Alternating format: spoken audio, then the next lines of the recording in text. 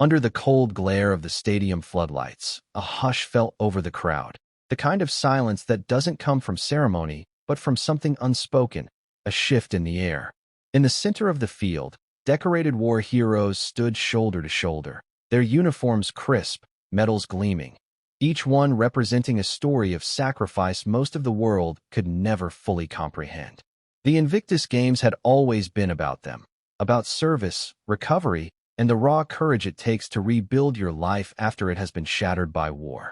But on this night, something felt wrong. The cameras weren't pointing at the veterans. The whispers in the press stands weren't about the wounded warrior who had just finished an awe-inspiring performance. All eyes, all lenses, all energy seemed fixed on one figure, Meghan Markle.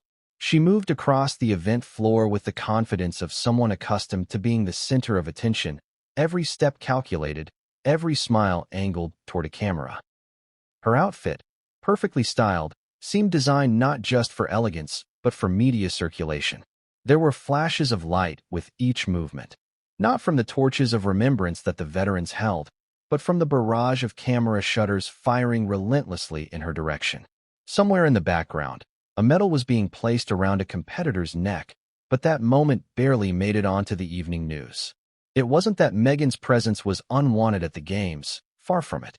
In fact, when she first appeared at the event years earlier, many veterans saw her as a potential ally, someone who could draw much-needed attention to their cause. But the tide had shifted, and tonight it was undeniable. She was the story, and they were the backdrop. Before we continue, please hit the like button, subscribe to the channel, and turn on the notification bell for updates. This wasn't how it was supposed to be. The Invictus Games were born out of a vision from Prince Harry, himself a veteran, to create a space where wounded servicemen and women could channel their competitive spirit, reclaim their sense of identity, and inspire the world with their resilience. It was never meant to be a celebrity playground. Yet, here they were, some of the most courageous men and women alive, standing in the shadow of a PR spectacle. For the veterans who had bled for their countries, who had spent years clawing their way back from physical and emotional devastation, it was more than insulting. It was a betrayal. In the days leading up to this moment, murmurs had been building within the ranks of the competitors. It began with subtle comments, frustration over interviews canceled so that the press could cover Meghan's wardrobe changes, or how entire segments of broadcast coverage were repackaged into glossy highlight reels that seemed to center her reactions rather than the athlete's achievements. But those murmurs had grown louder, fed by a string of incidents that suggested her presence wasn't just incidental, it was orchestrated. From the veterans' perspective, they were no longer sharing the spotlight. They had been pushed to the edges of it. The breaking point didn't come during a scandalous outburst or a tabloid expose. It came during something that should have been a sacred moment, the closing ceremony rehearsal. The athletes were lined up in formation, practicing their final march, a tradition meant to symbolize unity and the triumph of spirit. Midway through, the rehearsal was paused so Meghan could be repositioned for better camera angles during the televised broadcast. One veteran later recounted that it felt like being told, "Hold your salute. The celebrity isn't in frame yet." That was the moment the grumbling turned into resolve. When the Games concluded, an unprecedented meeting was called. Away from the flashing lights and the curated speeches, the veterans gathered in a private hall, the atmosphere thick with unspoken tension. This was not a place for gossip or idle complaints. These were men and women used to decisive action. They spoke bluntly, not about royal politics or media games, but about respect, purpose, and the erosion of something they had fought to protect. One after another, they shared moments when they felt sidelined, moments when the mission of the Games had been undermined by celebrity theater. Some were visibly angry, their voices rising. Others spoke quietly, their words heavy with disappointment. But in every account, one theme emerged. The Games had stopped being about the veterans and had started being about her. By the end of that meeting, a decision had been made. It wasn't official in the bureaucratic sense. There were no legal papers or public statements yet, but it was clear enough. The veterans would collectively push back against Meghan's involvement in future events. In their minds, she had turned something sacred into a personal stage, and the only way to reclaim it was to vote her out. This was not a decision taken lightly. Many knew it would invite controversy, media backlash, and accusations of ingratitude. But to them, the integrity of the games mattered more than the optics. The implications of this decision extended far beyond the event itself.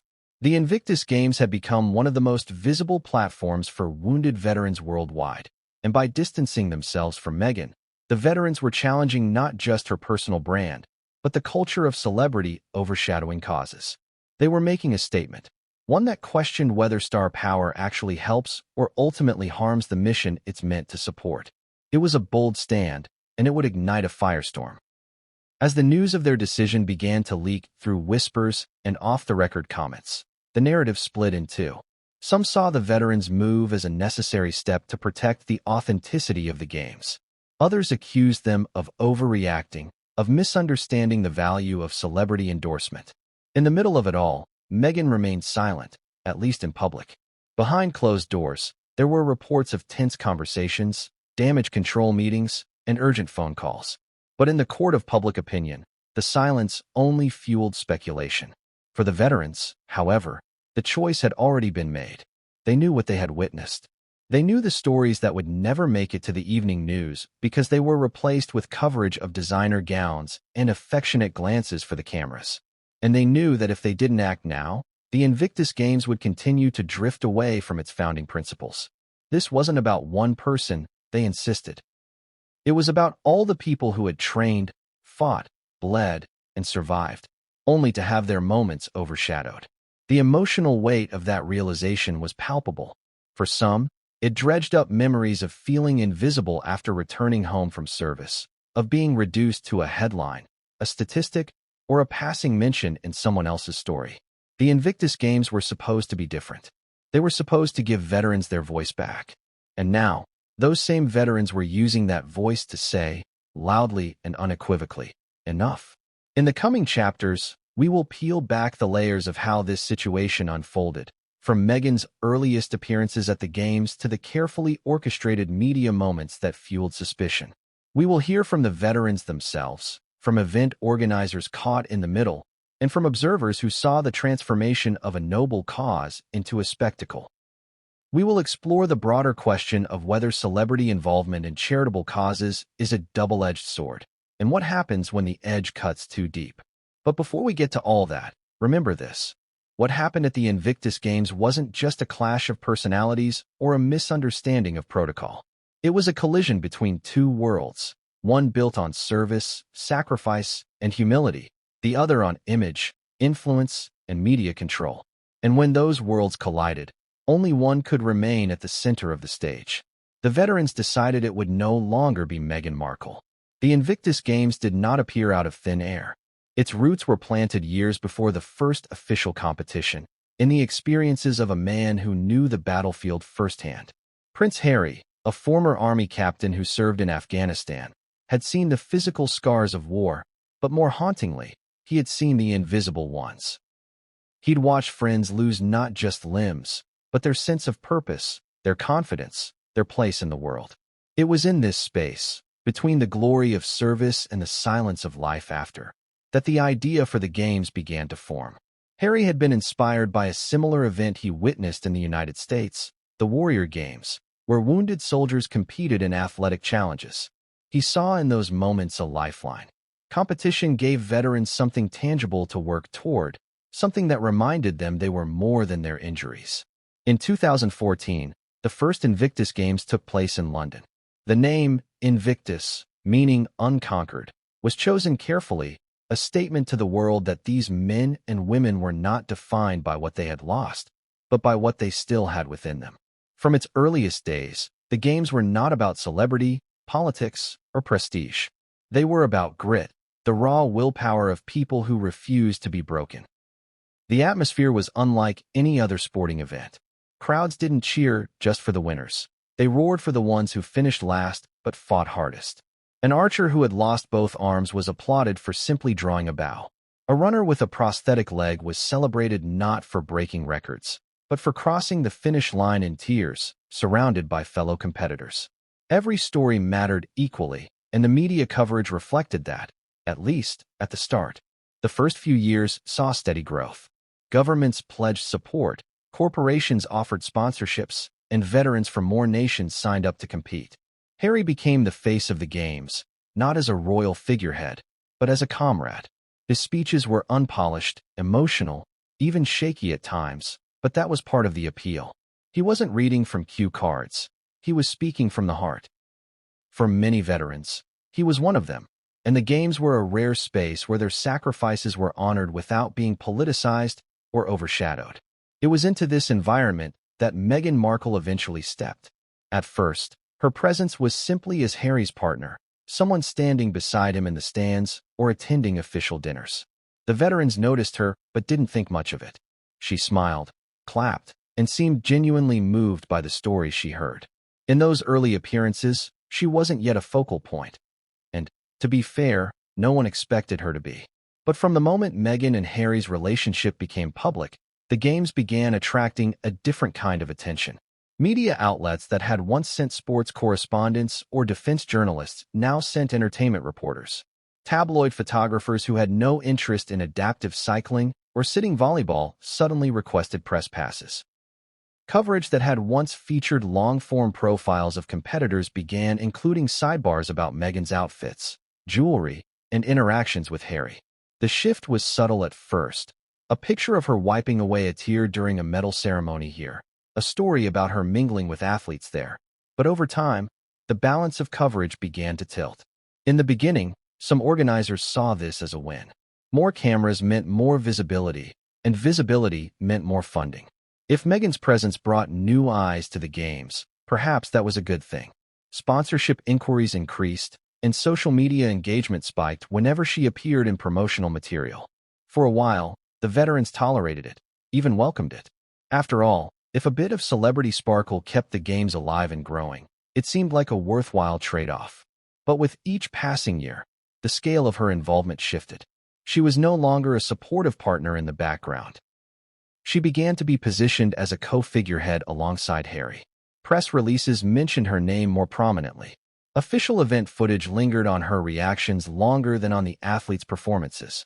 Invitations for high-profile veterans to do media interviews were quietly rescinded and replaced with Meghan's scheduled appearances. What was once a celebration of service slowly started to feel like a stage being dressed for someone else's spotlight. Veterans, especially those who had been part of the games from the start, began to notice the change in tone. They had fought, literally and figuratively, to create a platform where their voices could be heard, where their battles off the field were recognized as much as their achievements on it. Now they were being relegated to the role of extras in a story that wasn't theirs. They didn't resent Meghan as a person so much as they resented the machinery around her, the careful curation that seemed to reframe the games from a veterans event into a glossy lifestyle brand.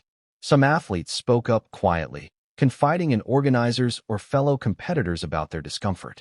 Others kept silent, worried about jeopardizing future invitations or seeming ungrateful. But under the surface, a sense of frustration was building. The Invictus Games had always prided itself on being different from other celebrity-endorsed charities.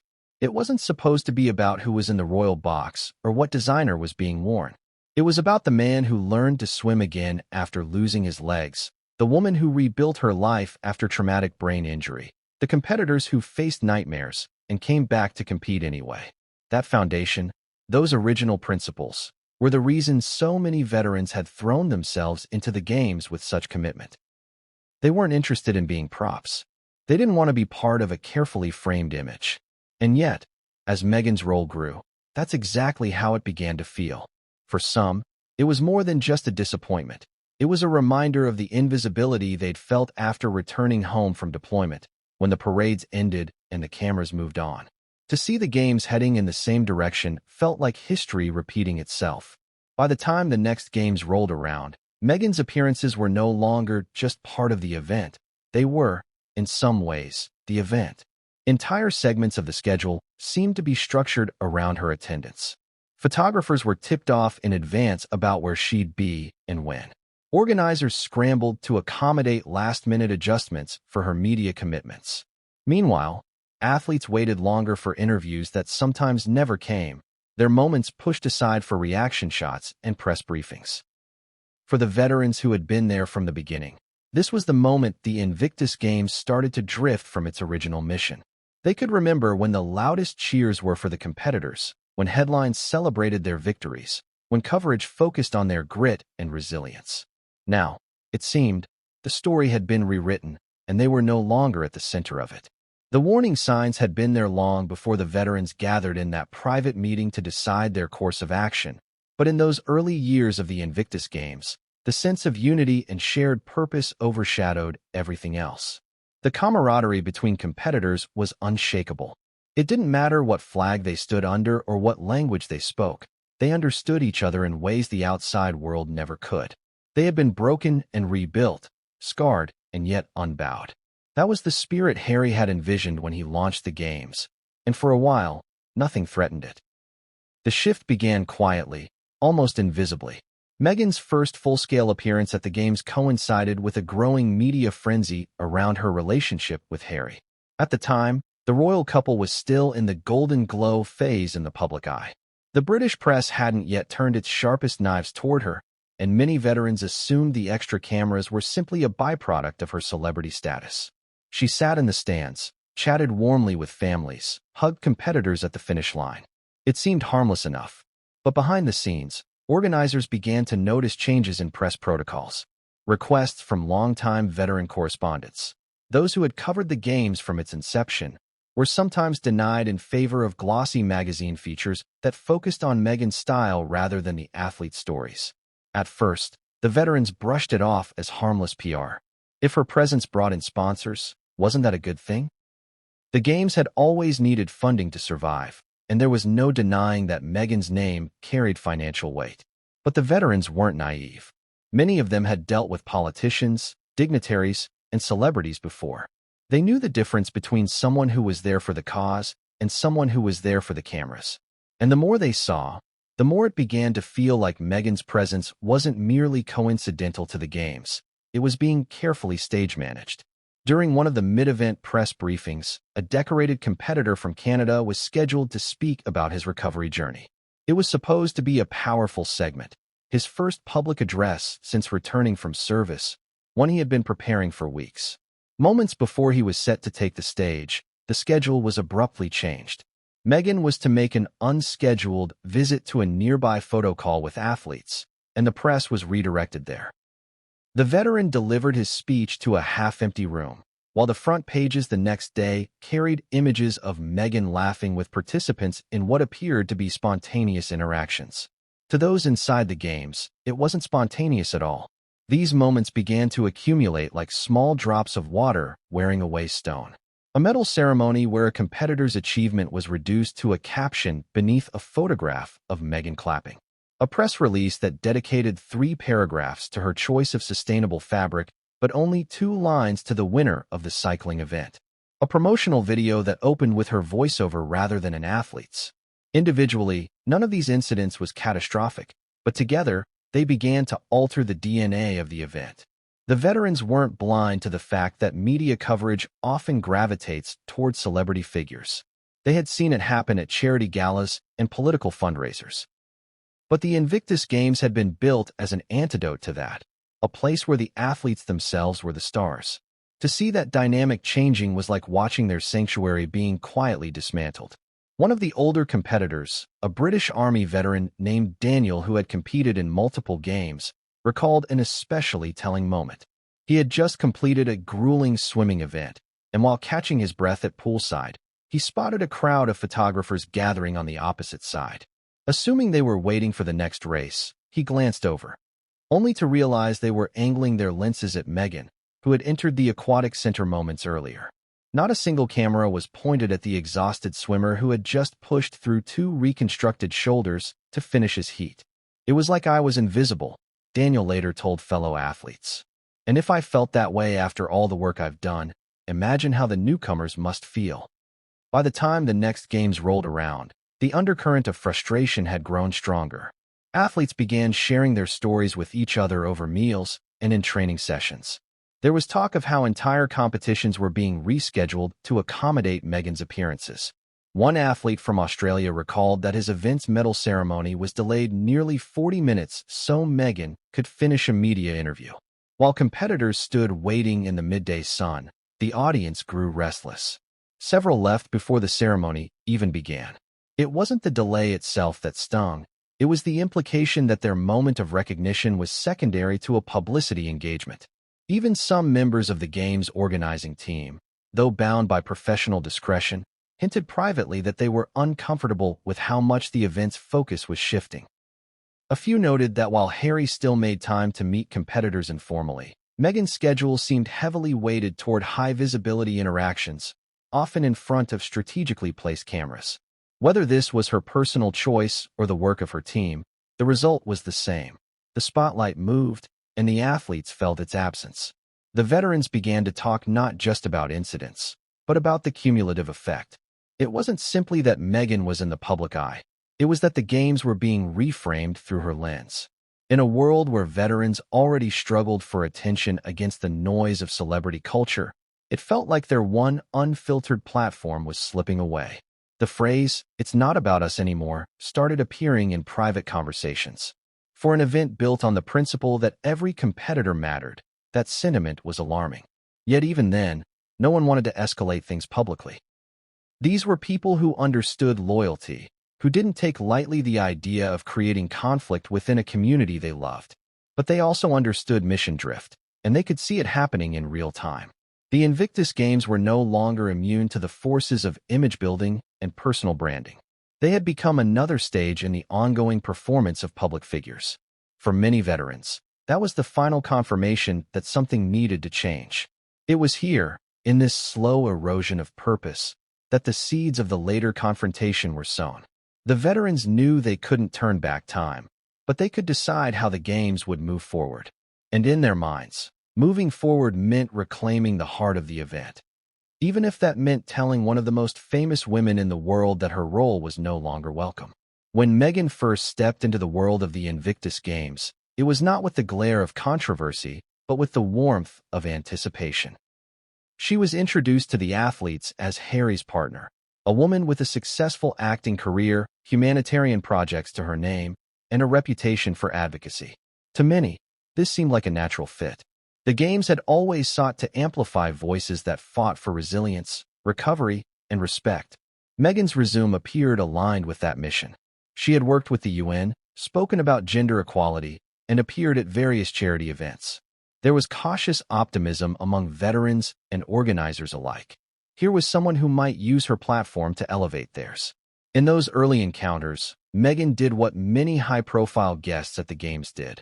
She attended events, shook hands, took photos, and offered words of encouragement. Veterans remember her first appearances as understated, even refreshing. She dressed in simple, approachable outfits, sitting among families and chatting with competitors between events.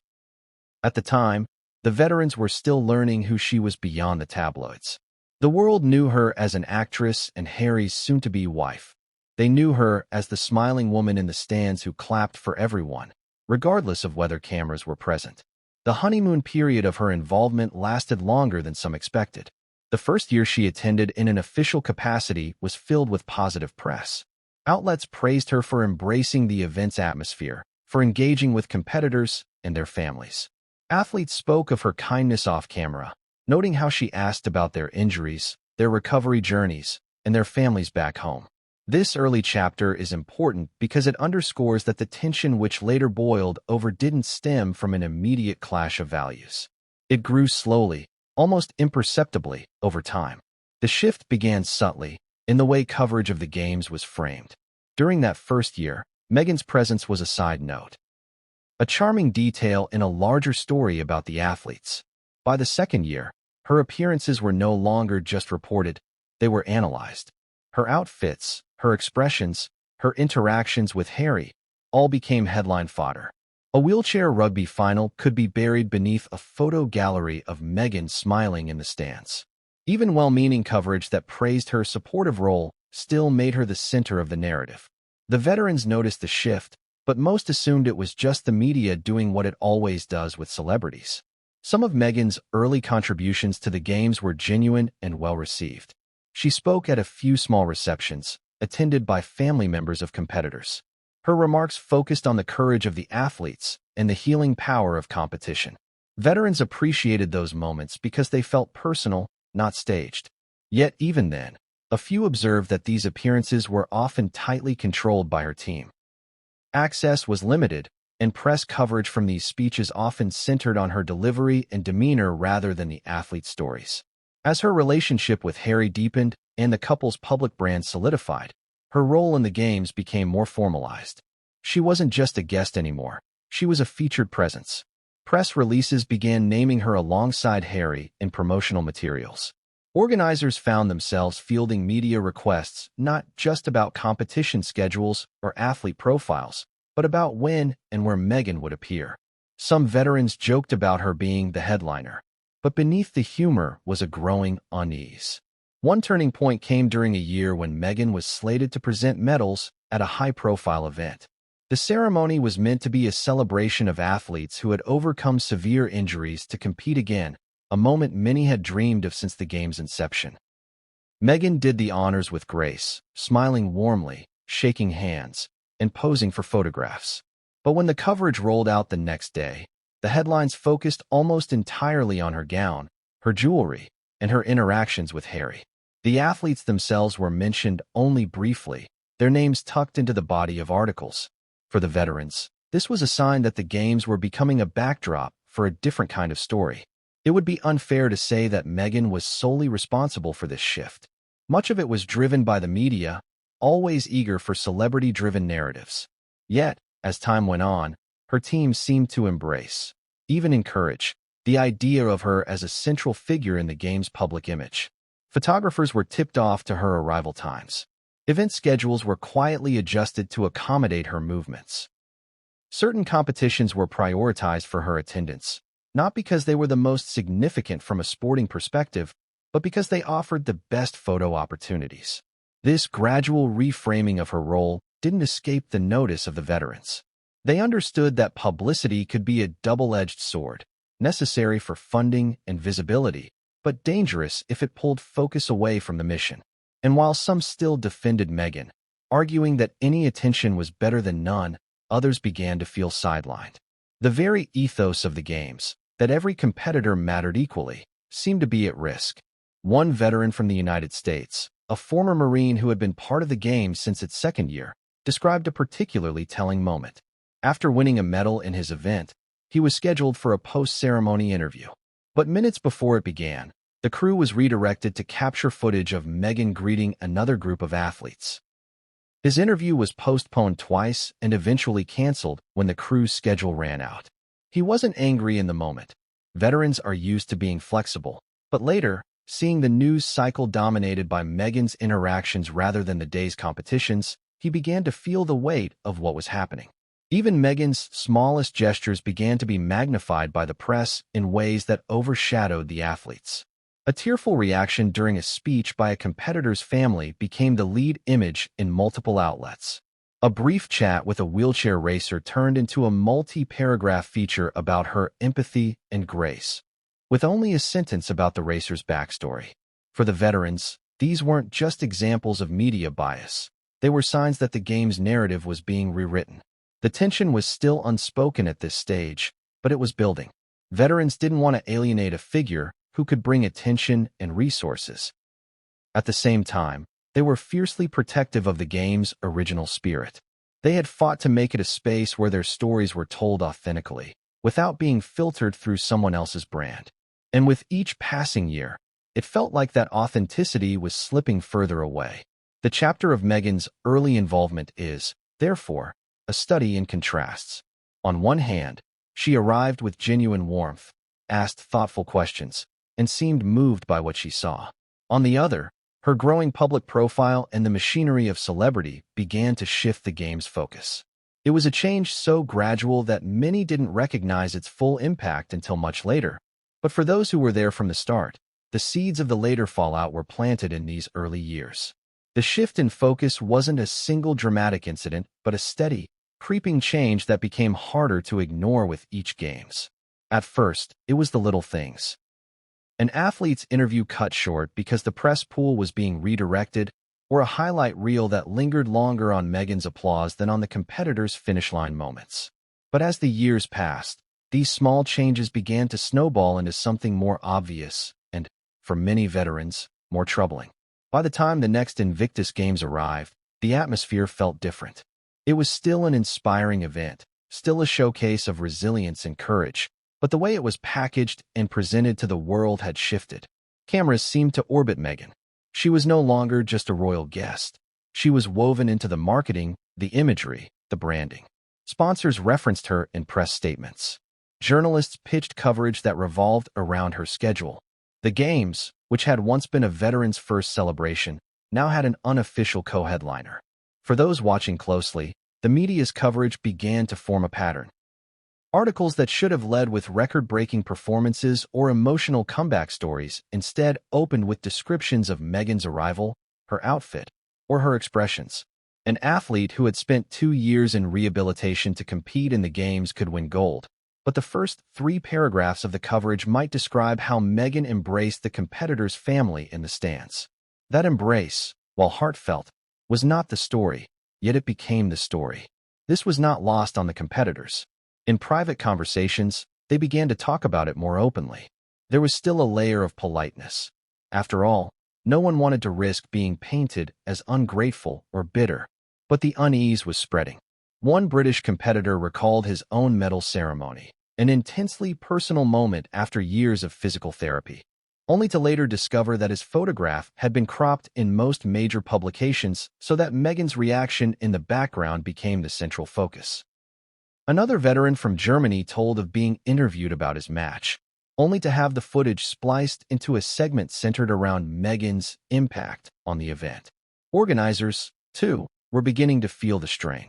The logistical demands of accommodating Meghan's appearances were unlike anything they'd dealt with before. Security protocols were expanded, schedules adjusted, and press pools redirected to ensure she was covered from multiple angles. This often meant reshuffling events, delaying ceremonies, or altering the natural flow of the Games. These changes weren't catastrophic on their own, but cumulatively, they began to shift the heartbeat of the event away from the competitors and toward the celebrity presence. The veterans noticed other changes as well.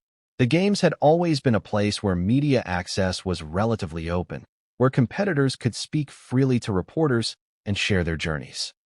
Now, there were moments when access was restricted, with certain areas cleared or closed off entirely for Meghan's private appearances. Photographers who once roamed the grounds to capture spontaneous moments between athletes now found themselves corralled into specific positions for her walk-ins and photo ops. It gave parts of the Games a stage quality that hadn't existed before. One of the most telling moments of this shift came during an archery final that was considered one of the marquee events. The stands were full, the tension high, and the competitors focused. Just as the final round began, a wave of activity rippled through the audience. Meghan had arrived. Heads turned, whispers spread, and the click of cameras overtook the sound of bowstrings being drawn. For those competing, it was a jarring moment. For those watching, it was a reminder that the spotlight could move in an instant, and not always toward the people earning it. What stung most for many veterans was the feeling that they were becoming supporting characters in their own story. The Invictus Games had been built to restore their agency, to put them at the center of a narrative that was theirs to tell. But now, even when they were the ones competing, sweating, and pushing through pain, they were framed as part of someone else's arc. This wasn't about jealousy, it was about mission integrity. They had fought, in some cases literally, to create this platform. Seeing it co-opted, even unintentionally, felt like watching it slip away. Veterans began comparing notes on the subtle but telling incidents they'd experienced. A Dutch competitor spoke of how a planned segment about her recovery from a traumatic brain injury was shelved because the crew had to cover Meghan's walkabout with sponsors. An American athlete said that his match's highlight package was cut from the official broadcast because Meghan wasn't present at the event, and producers felt it wouldn't draw enough viewership without her. These decisions weren't framed as malicious. They were framed as practical, as catering to audience demand. But for the athletes, the effect was the same. Their stories were being filtered through someone else's marketability. Some veterans still defended Meghan, pointing out that she didn't control every editorial decision. And it's true, much of the media circus was outside her direct influence. But others noted that she didn't seem to push back against it either. If anything, her appearances became more strategically choreographed over time. She gravitated toward events with strong visual appeal, moments that played well on social media. She participated in ceremonial roles that guaranteed prominent coverage. The cumulative impression was that her team understood and leveraged the optics of her presence. It was around this time that murmurs began to turn into strategy. The veterans weren't just venting frustration anymore. They were asking what could be done to reclaim the game's focus. Some suggested limits on celebrity attendance. Others floated the idea of media guidelines that would prioritize athlete coverage. But the undercurrent of these discussions was the same. If the games continued down this path, their original purpose could be lost entirely. The shift in focus was now undeniable. The Invictus Games had started as a sanctuary for wounded warriors to showcase their strength and resilience without distraction. But with each passing year, that sanctuary felt more like a stage, and the veterans, the very people it was built for, were no longer the ones holding center court. The tension was building toward a moment when the veterans would have to decide whether to accept this new reality or take action to protect what they had built. The brand machine didn't appear overnight. It crept into the Invictus Games like a shadow stretching slowly across a sunlit field, subtle enough at first that few noticed the change, but deliberate in its movement. Those closest to the organizational process began to see patterns long before the public did. Meghan's appearances weren't just random acts of support. They were mapped, timed, and staged with a precision that suggested more than casual involvement. Every public moment was part of a broader image-building effort, one that happened to intersect and eventually overlap with the game's own public identity. Behind the scenes, sponsorship teams and media planners began to work differently once Meghan became a fixture. Where once the focus had been entirely on athlete stories and event logistics, now there were conversations about optics. Which events would provide the best backdrops for high-resolution photographs? Which ceremonies could be adjusted to ensure she was positioned where cameras could capture her most flattering angles? Which athletes would make for the most emotionally resonant interactions on film? It was PR thinking applied with surgical precision, and while such tactics might be, the careful curation didn't stop with appearances. Press releases began to carry subtle shifts in tone. Mentions of Meghan were woven into paragraphs about the game's achievements, her name inserted in ways that made it difficult to separate the brand of Invictus from her own personal brand.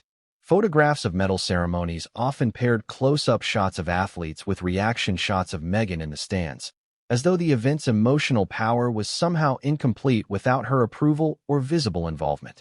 For veterans who had fought to build Invictus into a self-sustaining institution, this blurring of identities was troubling. It wasn't just the official channels. Social media campaigns tied to the games began to incorporate her likeness in ways that went beyond acknowledgement. Clips of her walking into venues, waving to crowds, or embracing competitors were often posted with captions that, intentionally or not, framed her as a central figure of the event. These posts garnered high engagement. Likes, shares, and comments poured in, but the veterans noticed what was missing. Rarely did those same posts offer the full story of the athletes in the frame with her. It was as if the competitors' roles were to serve as supporting actors in a scene headlined by Meghan. Veterans are not strangers to the politics of publicity. Many had been part of military campaigns that relied on carefully managed narratives for morale or international support. They understood the necessity of good optics in keeping a cause alive. But what they saw unfolding at the games felt different. This wasn't about promoting the mission of Invictus. It was about aligning the mission with a personal image, even if it meant the core purpose was diluted in the process. One telling example came from an adaptive rowing event. Traditionally, the sport drew smaller crowds than the headline competitions, but its participants were fiercely committed, and the races were often some of the most emotional moments of the games. That year, Meghan attended the finals, and her presence transformed the scene. Photographers lined the docks, waiting for her arrival rather than the race itself. When she did appear, the coverage shifted instantly. News outlets ran headlines about her chic nautical-inspired outfit, complete with side-by-side photos of her and Harry smiling on the sidelines. The winners of the race, whose story of recovery from catastrophic injury had once been the stuff of front-page features, were relegated to the bottom half of the articles. The branding machine didn't stop at media coverage. Merchandising tied to the games began to take on a different flavor. Limited edition items featuring images of Meghan alongside Invictus branding appeared in certain promotional channels, often bundled in ways that suggested her involvement was a key selling point. For veterans who had seen the games grow from a grassroots idea into a global platform, this commercialization of her image within their event felt like a quiet rewriting of history, as though she had been there from the inception rather than joining years into its development. Inside the athlete village, conversations began to take on a sharper edge. Competitors spoke not just of being overshadowed in the media, but of feeling like extras in an ongoing campaign. Some wondered if their interactions with Meghan were genuine, or if they had been selected to fit a certain narrative.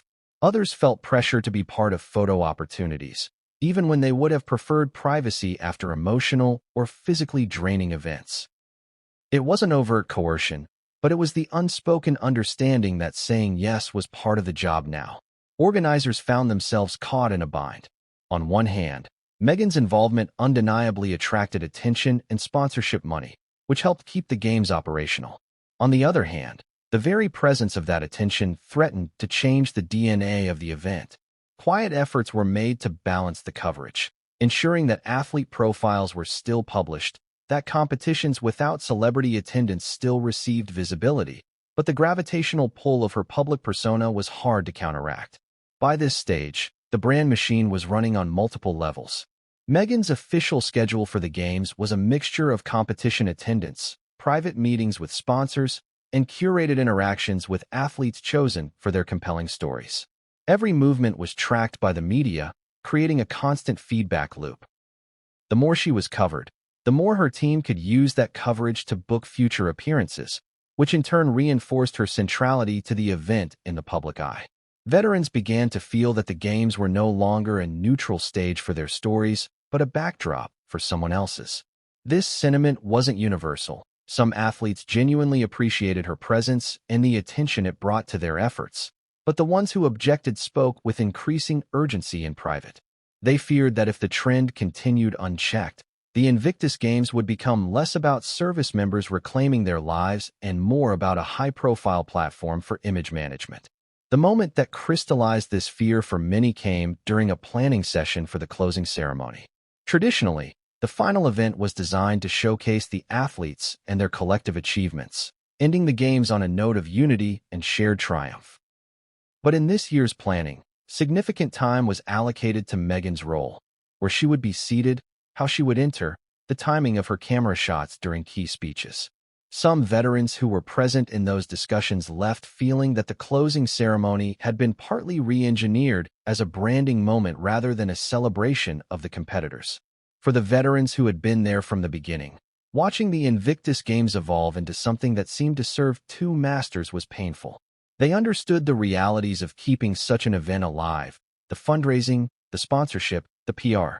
But they also knew what the games had been built for, and they could see how that purpose was becoming clouded by the machinery of personal promotion. It was not a question of whether Meghan had done good for the games. She had. The question was whether the balance had tipped so far that the original mission was now secondary to the optics. It was in this atmosphere of calculated image-making and growing frustration that the groundwork was laid for the veterans' eventual vote. By the time they gathered to make that decision, they had seen enough to believe that without intervention, the Invictus Games would become just another stage in the endless theater of celebrity branding, and for them, that was a future they could not accept. Frustration among the veterans didn't erupt all at once. It grew in quiet corridors, over whispered conversations in athlete lounges, and during hushed late-night talks in hotel lobbies after long competition days. These were not people prone to complaining. Most had been through training regimes designed to crush weakness and had survived situations where personal discomfort was irrelevant. But the veterans of the Invictus Games were united in their belief that the event existed to restore a sense of dignity and recognition that life after service often stripped away. When they began to sense that dignity slipping through their fingers again, this time under the bright lights of an international stage, the frustration took root. At first, it was expressed in passing comments. A former RAF pilot from the UK mentioned how his television interview was bumped from the main broadcast to make room for a segment on Meghan's impact on morale. An Australian veteran, who had battled through years of rehabilitation to compete in powerlifting, quietly remarked that her medal ceremony photographs were nowhere to be found in the official coverage, replaced instead by shots of Meghan in the crowd. A Dutch competitor pointed out that while his match received local news coverage, international outlets had ignored it completely, focusing instead on a charity dinner Meghan attended that same evening. Individually, these might have been shrugged off as unfortunate editorial decisions. Together, they painted a picture the veterans couldn't ignore. The growing tension began to spill into group discussions. Between events, small knots of athletes would gather over coffee or in the dining hall, trading stories of being sidelined. Some still defended Meghan, pointing out that she didn't control media narratives and that her presence likely brought in funding. Others countered that even if she wasn't pulling the strings directly, her team was benefiting from the shift in focus and doing little to correct it. It was a hard conversation to have without seeming ungrateful, but as more voices joined in, the veterans began to realize that what they were feeling wasn't isolated. It was collective. One evening in The Hague, during a particularly grueling year for many competitors, a private dinner was held for the athletes. It was meant to be a low-pressure gathering, free from cameras and official speeches, just a space for camaraderie. Halfway through, the room's energy shifted. Word spread that Meghan was expected to make a surprise appearance, and within minutes, staff began rearranging the seating to make space for her. When she arrived, flanked by photographers, the relaxed atmosphere vanished. The veterans were polite, they always were, but the event became less about the shared victories of the week and more about capturing the right images. For many in the room, it was a symbolic moment. Even their private celebration had become a set. By this point, veterans were not just losing patience with the optics, they were starting to question the values at play. The games had been founded on the principle that every story mattered equally, whether the competitor finished first or last. That principle felt incompatible with an environment where some moments were prioritized for their visual appeal or celebrity association.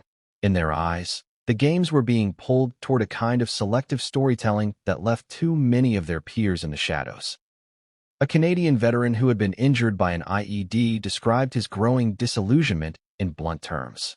In his first games, he said, the press followed him from the training grounds to the medal podium, documenting his journey with care and respect. By his third games, he barely saw a camera unless Meghan happened to be nearby. It's not that I need the coverage for me, he told a fellow competitor.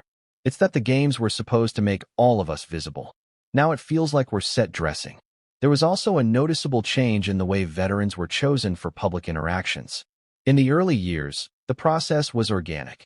Competitors met with visiting dignitaries based on shared interests, mutual availability, or sheer coincidence. Now, some athletes suspected that certain competitors were being selected because their stories fit well with Meghan's public narrative.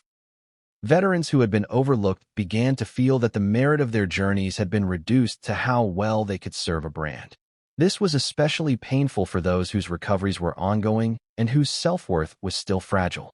Being passed over for someone more photogenic or media-friendly felt like a fresh wound.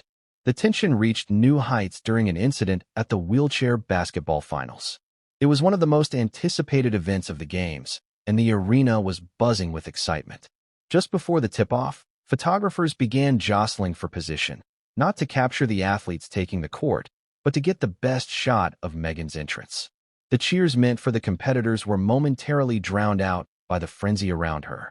For the veterans, it was a stark, almost painful reminder that the spotlight could be diverted in an instant, no matter how hard they worked or how inspiring their stories were. Frustration was no longer just a private sentiment. It was beginning to influence morale.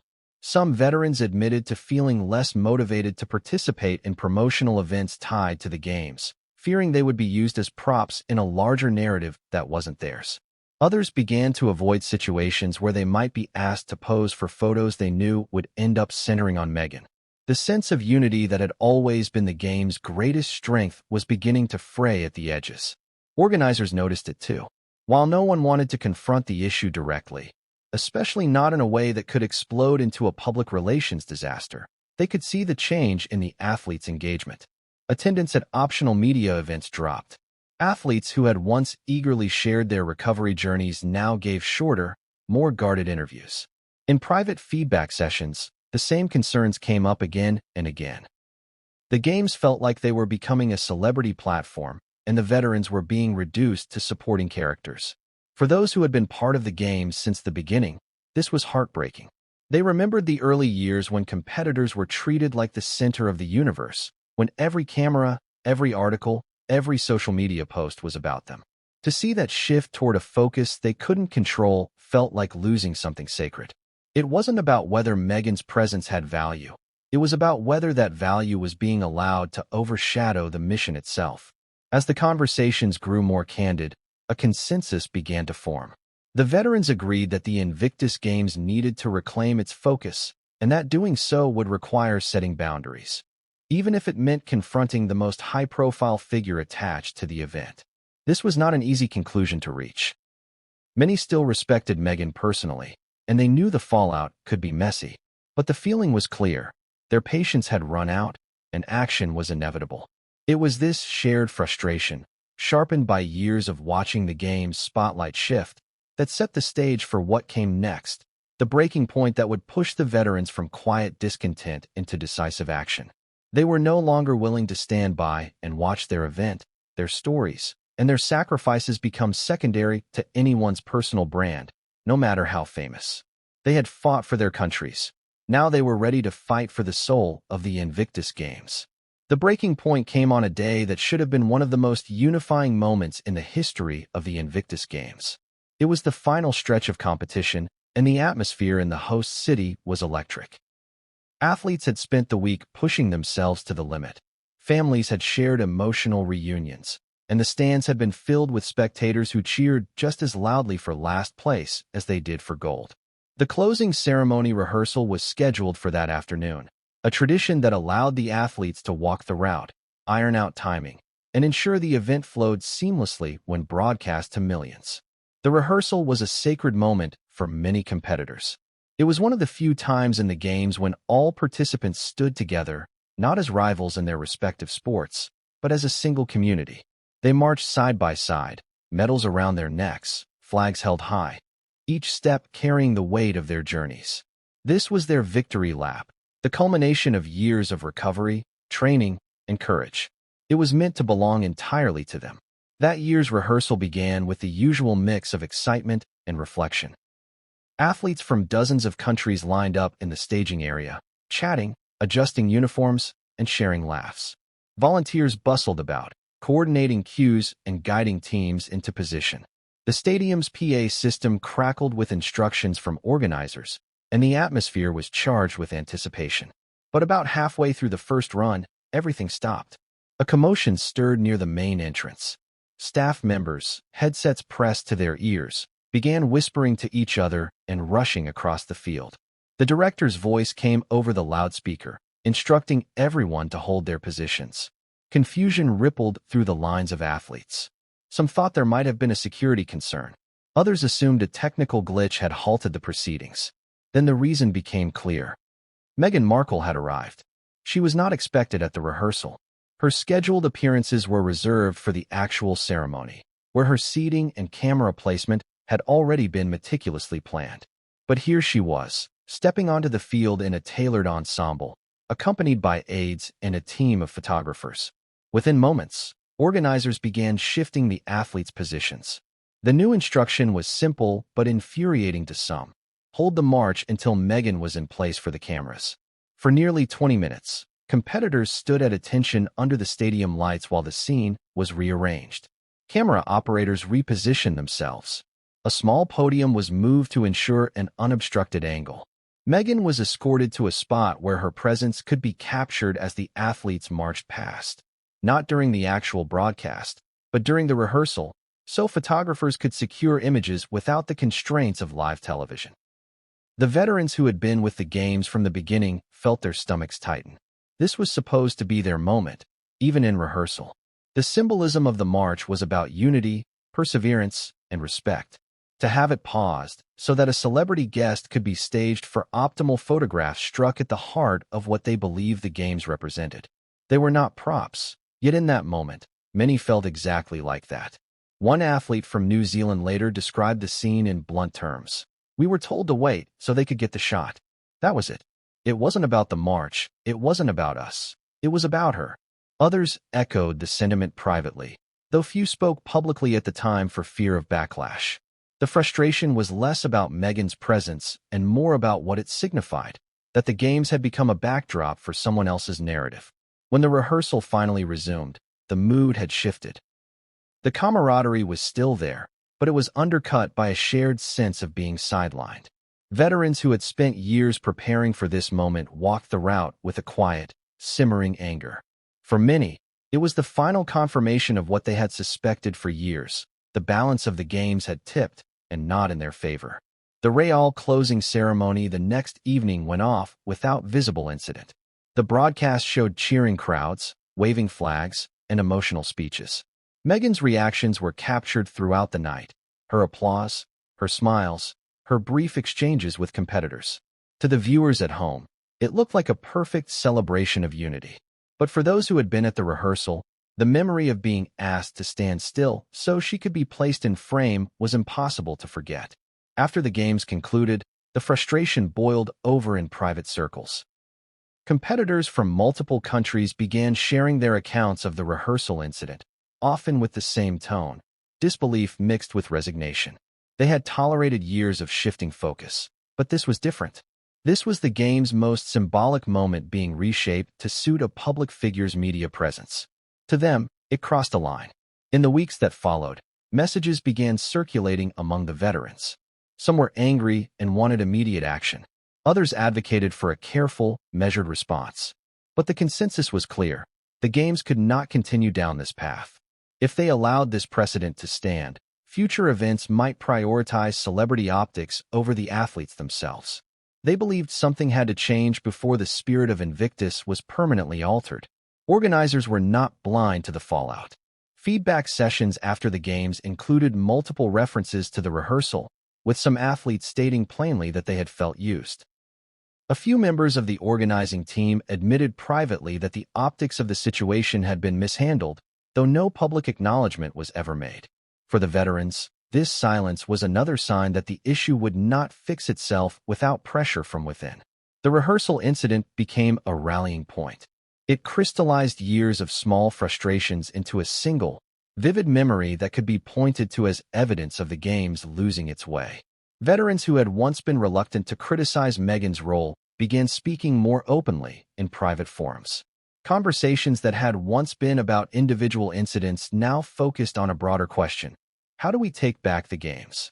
It was in this atmosphere, charged with frustration, disappointment, and a determination to act, that the idea of a formal vote began to take shape. It would not be an official, bureaucratic process, but a collective decision by the veterans themselves to make their voices heard. For them, the rehearsal wasn't just a scheduling mishap. It was the moment they realized that if they didn't stand up for the integrity of the games, no one else would. In the days after the games ended, the energy that had filled the arenas and competition grounds faded into something heavier. The veterans had gone home to their respective countries, but their group chats, private message boards, and email threads stayed active. What began as casual post-event chatter soon evolved into a series of increasingly direct conversations about what had happened at the closing ceremony rehearsal and what it symbolized. It started small, with one or two veterans recounting their frustration to trusted teammates. Then others joined in, offering their own perspectives and confirming that they had also been told to hold position so Meghan could be staged for photographs. The more these stories aligned, the harder they were to dismiss as misunderstandings. People who had been in different sections of the stadium, from archers to swimmers to track athletes, reported the same sequence of events. The common thread was the feeling of being sidelined in favor of a celebrity photo op. The private exchanges were candid in a way public statements could never be. Veterans spoke openly about how disrespected they had felt, not only in that moment, but over the past several years as the game's coverage seemed to shift more and more toward Meghan's presence. Some compared it to the feeling of being invisible after returning from active duty, of being celebrated in theory, but overlooked in practice. For many, the games had been the one place where that feeling didn't exist. Until now. One particularly active discussion took place in a secure online group used by past and present Invictus competitors to coordinate reunions and share resources. Within hours of someone posting about the rehearsal incident, dozens of comments had appeared. Some were short, blunt expressions of anger. "That wasn't about us." "Unbelievable. This is not why we're here." Others were longer, thoughtful reflections on what the games had meant to them and how that meaning seemed to be slipping away. A few veterans urged restraint, warning against making the issue personal or allowing it to fracture the community.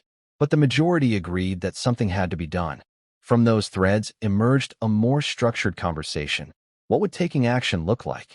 No one wanted to see the games fail. Everyone recognized the importance of its mission and the role public attention played in keeping it alive. But they also knew that if they stayed silent, the imbalance would continue. Several veterans proposed drafting a private letter to the event organizers, outlining their concerns and requesting that future ceremonies and rehearsals remain entirely athlete-focused. Others argued that a stronger statement was needed, something that would not just ask for change, but demand it. The term vote began to appear in the discussions. It wasn't an official ballot or a binding decision in the legal sense, but rather a collective expression of where the veterans stood. The idea was to gauge how widespread the frustration really was and to show organizers that this wasn't just a handful of disgruntled individuals. If the overwhelming majority of veterans supported the move, it would carry undeniable weight. Behind the scenes, smaller groups formed to coordinate outreach. Competitors contacted their teammates from different countries, asking them to share their perspectives and, if they agreed, to signal their support for the vote. Within days, responses were coming in from across continents. From Canada to Australia, the UK to the Netherlands, veterans voiced the same concerns.